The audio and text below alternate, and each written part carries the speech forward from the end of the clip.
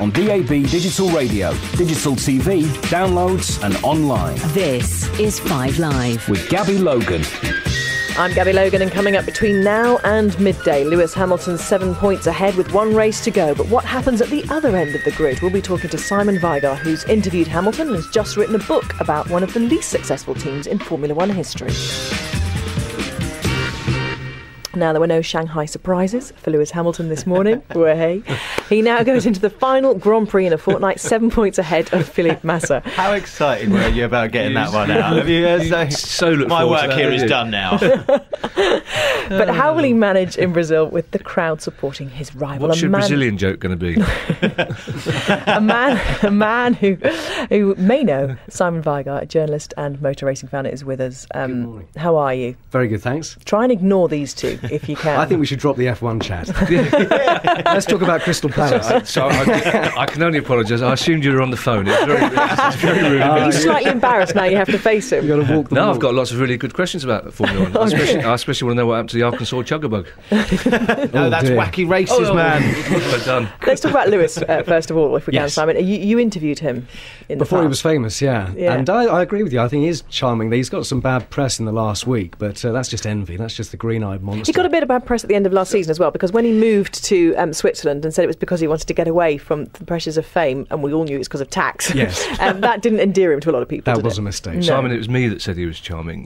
Gabby said he was a cold-hearted. No, I didn't. I said I found him. cold-hearted PR machine. No, That's what I you didn't said. say that at all. Dead behind the eyes, I you found said. him very professional. Very professional. You know, he was incredibly charming, but very professional about the way he greeted people, almost like a royal. You know, that has that kind of He'd hello, been how are trained, you? yeah. Trained in it to a certain extent. But did you find you must have seen him when he was Aurora product? Yes, he's been on apprenticeship at McLaren for years and years. He actually spotted Ron Dennis at a do and went up to him and famously said, "I'm going to drive one of your cars one day." So they took him under their wing. Was he suggesting he was going to nick it from the car? And he did, yes. I'm going to drive one of your car. I've been looking at that Bentley out there. It looks good.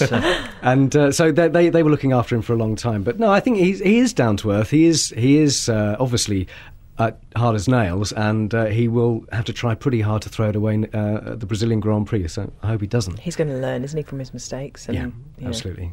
And now he's been lucky that he's always been backed by McLaren. As you say, he's been with them many, many years. But you've written a book about one of the least successful teams. That's a very polite way of putting it.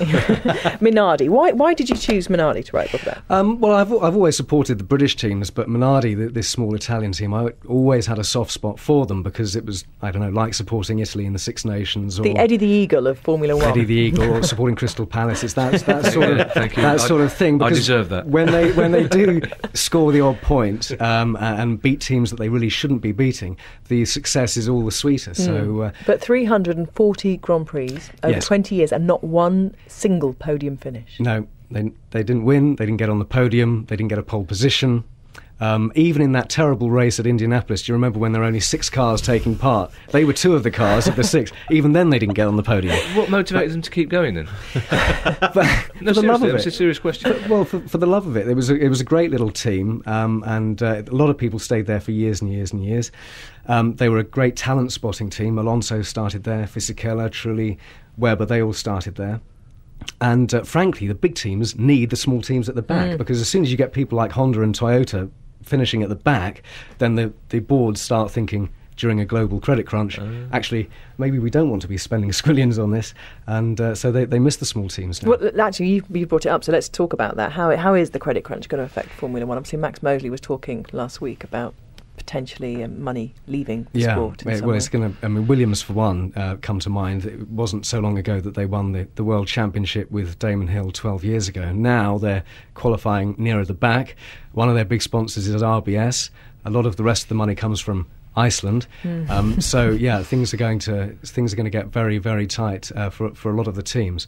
But in football, a lot of the money is coming from the Middle East. That's the same with Formula One now. and America. So what does it mean? too. Do we cut down the rate? No, we, like I'm on the board. Does the sport say, right, we're going to make it a shorter season, or how can they cut back? Well, they've got to cut costs in terms of the zillions they spend on just finding tenths of a second in the brake ducts and the engines and all the rest of it. It's ridiculous the amount of money they spend. Winter testing for 5 months. They just go round and round in circles in Spain, testing in front of empty grandstands. That costs millions of pounds. It's ridiculous. So don't test. So they could cut that down. Can you quantify a figure then? I mean, how much would a normal Formula 1 team spend in a year running their sport? The top teams, Toyota spends the most and has never won the championship. Toyota spend £260 million a season. A season? Last year, that equated to £20 million for every point they scored. And they finished 6th in the championship. So the Toyota board back in Japan at some point are going to say, look, this is an expensive hobby we've got going on. And car sales right now are falling through the floor because people aren't buying cars. Yeah, cool. Are they all sort of effectively, to a degree, running at a loss, all these teams? I mean, who's really making money apart from Bernie Eccleston? Yeah. They're all in big trouble. They're all in big trouble. And the old slogan was, win on Sunday, sell on Monday. Well, they're not selling on Monday at the moment. But how do they make money, though? Because there's no financial reward for winning races, though, is there? So where does the income come from? They get a slice of the TV money, which is very, very big. Right. And brand awareness. Yeah, and also they've, like the football clubs, Ferrari have just had a lot of money in from Abu Dhabi. McLaren have got Middle East money going in as well. But the Ferrari brand... people don't buy Ferraris just because they win Formula. Ferraris, the brand has enough kind of luxury status, doesn't it, that it doesn't need to. It's not why I buy my Ferrari, Kevin, is it? It is now, but for Enzo Ferrari was absolutely convinced. Get them back just racing on the streets and stuff, Yeah. Well, the Singapore race was fantastic. I don't know if you saw that, but the night race... That's got to be cheaper, hasn't it? Just racing on the street. Don't really on the street. Don't avoid the question as to whether you saw it or not, Gabby, please. Answer the man. Did you watch it? Yes, I did. Thanks. I saw highlights, yeah. So let's get back to Minardi. The problems that faced Minardi, which you look at in the book, do they still face the smaller teams? Is that, will it be ever thus? Well, the only those issues? Two little teams now are, bizarrely, Williams, which won a World Championship just 12 years ago, and Force India, which used to be called Jordan way back. And the rest of them now are all owned by Honda, Toyota, BMW, Ferrari, of course. So there aren't... The small teams, sadly, don't exist anymore, and that's a real shame because it was so good to have those teams battling away and embarrassing the bigger teams.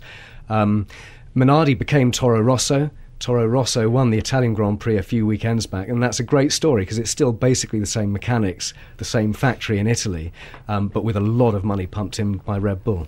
Right. But it was great to see them all celebrating. So is it, for you, that makes the sport the poorer then, that these smaller teams aren't allowed to? Definitely. The FA Cup is great because you see teams getting into the third round, fourth round, and you follow those stories, you follow the underdogs, and you want them to embarrass the bigger teams. And that's not happening in Formula One anymore, and it's just because there's so much money in it, it's not possible. So to get into Formula One, you're going to have to buy out an existing team. You're not going to be able to build a team up from scratch. No, well, first of all, you've got to put down a deposit of £30 million. And that's lose a problem. You lose that money straight away, and it's just not viable, especially now. I mean, who's going to... Well, did I hear right that they're sort of opening up some teams, sort of like customer teams? People can literally come in and buy a team if they want to, or join in the F1. Is that... You can do, yeah. There are 12 teams maximum, and there aren't 12 at the moment. No. There are 10, so... I'm not thinking about it, don't get me wrong. Well, if we do a whip round... 5 live team, that'd be good. So the Newcastle fans that were going to whip round and buy Newcastle, instead